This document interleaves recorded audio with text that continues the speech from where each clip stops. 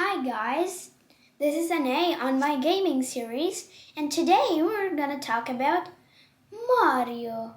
Hello, it's me, Mario. As probably many of you know, Mario is a famous video game character produced by Nintendo.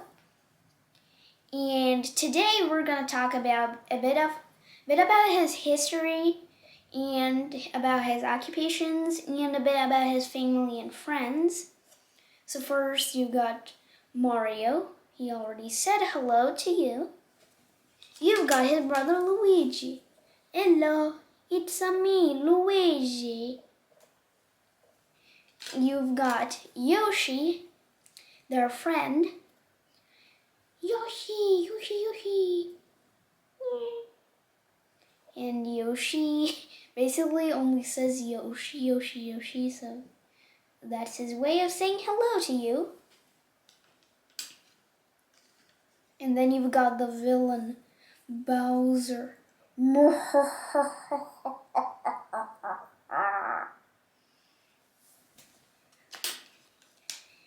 And then you've got his minions, the Koopas and the Goombas.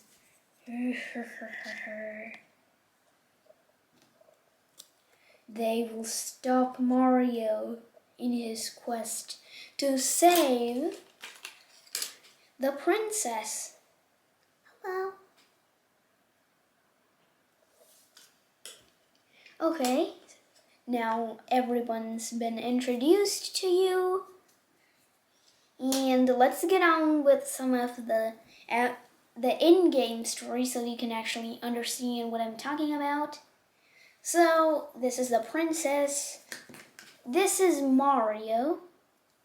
Okay, so usually what happens is Bowser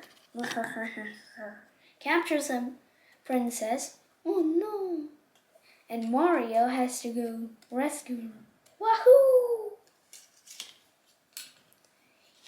And okay, now let's talk a little bit about what Mario does for a living. And a lot of this he actually shares with his brother Luigi, and some of it he actually shares with most of his friends. So, Mario originally started out as a carpenter, and he quickly became a plumber along with his brother Luigi.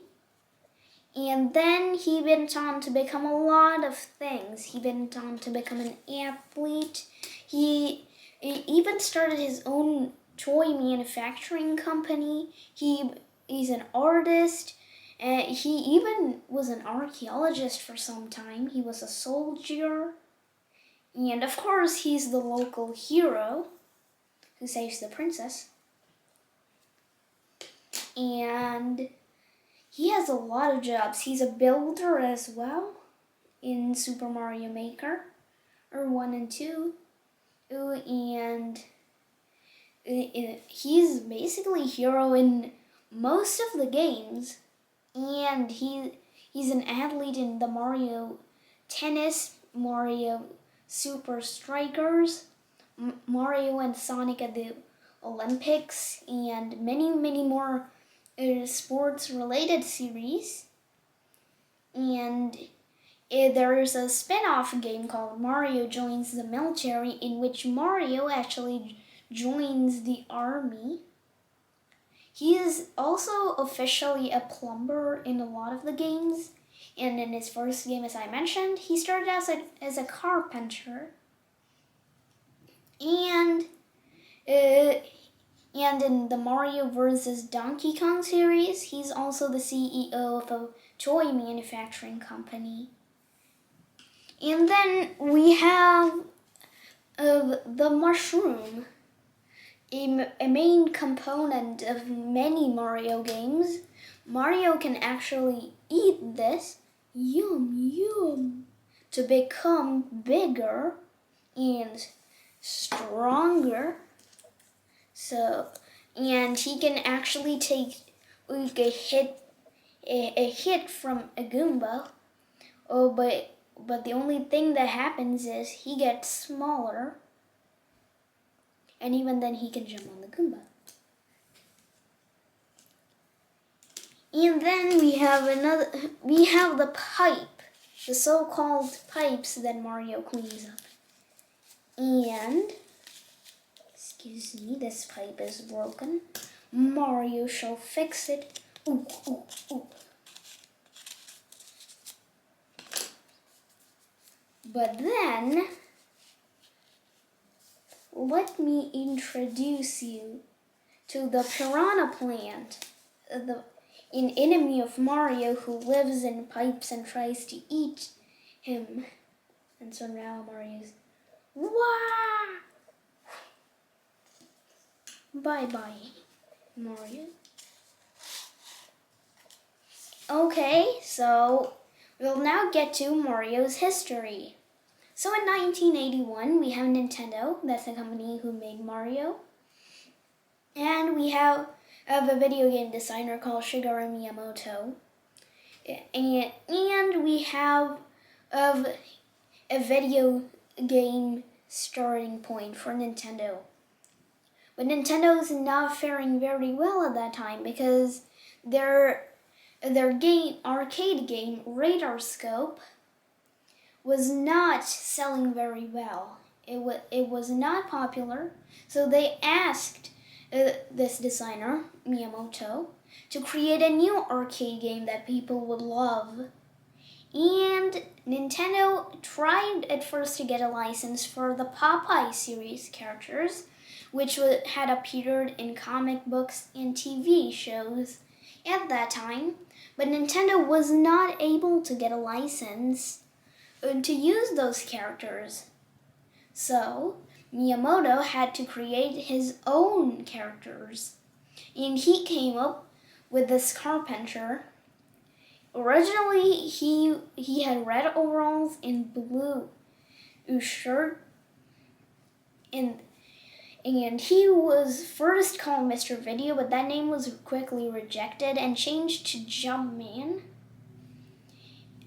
And after that became Mario. But in 1981, you have the release of the new arcade game, Donkey Kong, which was very, very, very popular among gamers.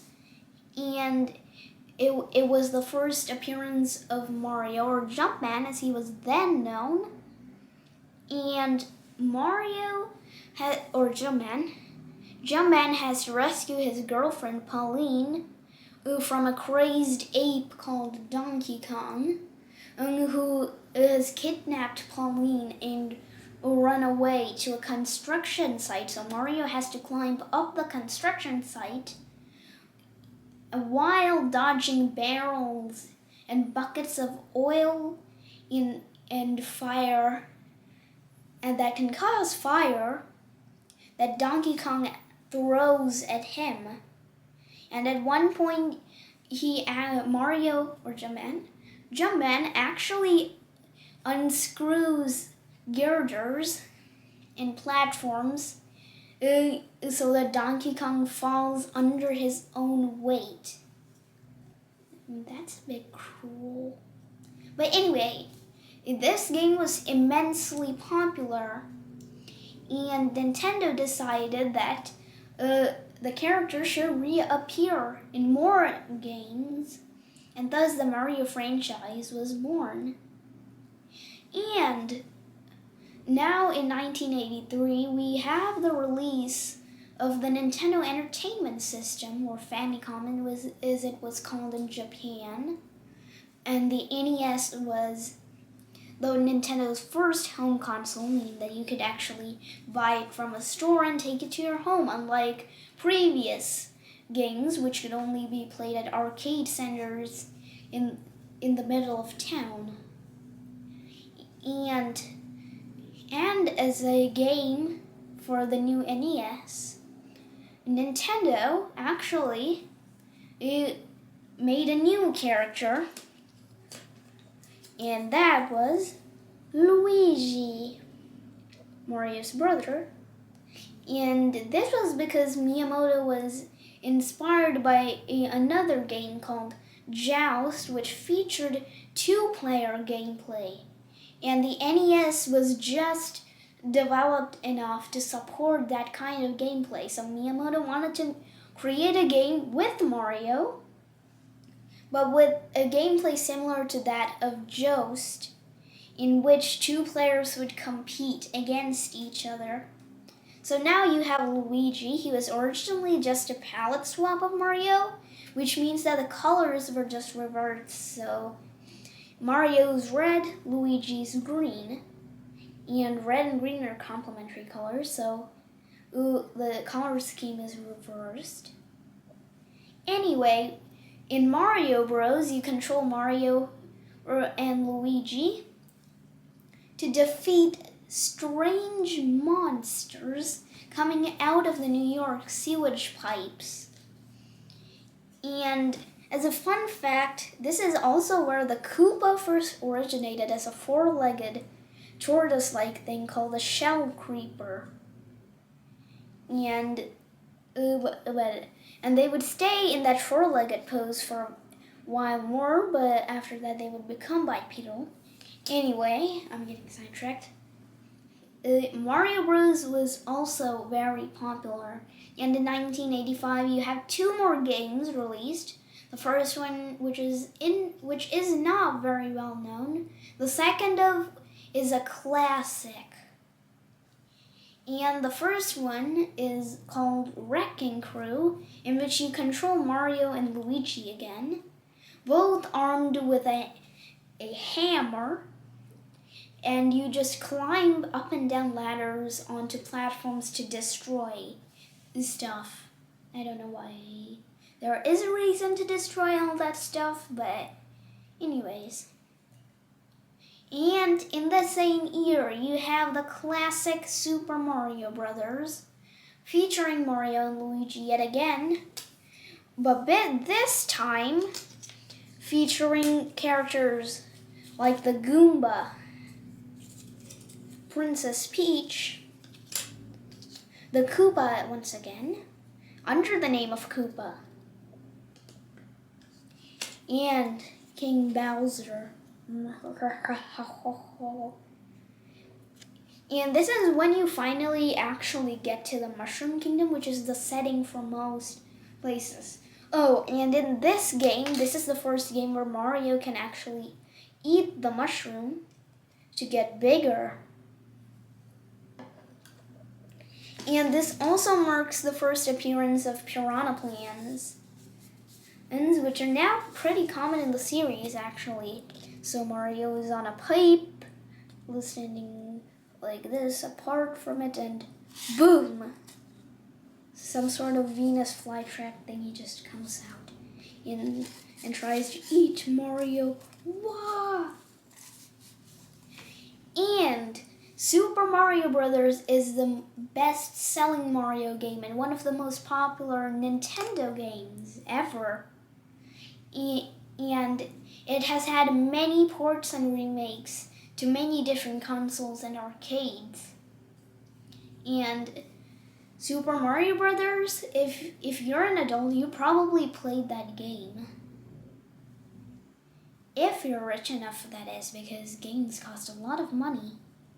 Anyways, I'm getting sidetracked again, but Nintendo wanted to create a sequel to Super Mario Bros.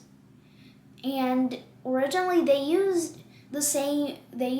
a duplicate of the original Super Mario Bros., but with much harder mechanics and a weird level designs that added a mushroom that actually could weaken you, unlike the original Super Mario Bros., in which the only mushrooms that were there made you bigger.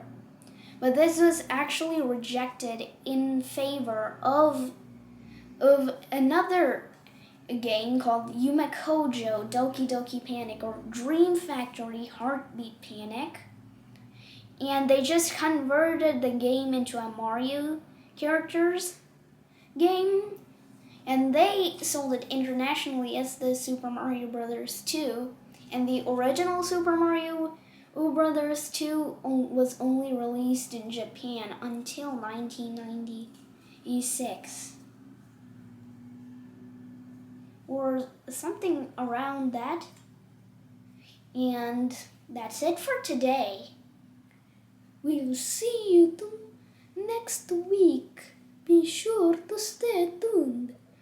I hope you enjoyed this, and please like and subscribe down below. Please put any comments you have down below as well. Stay tuned.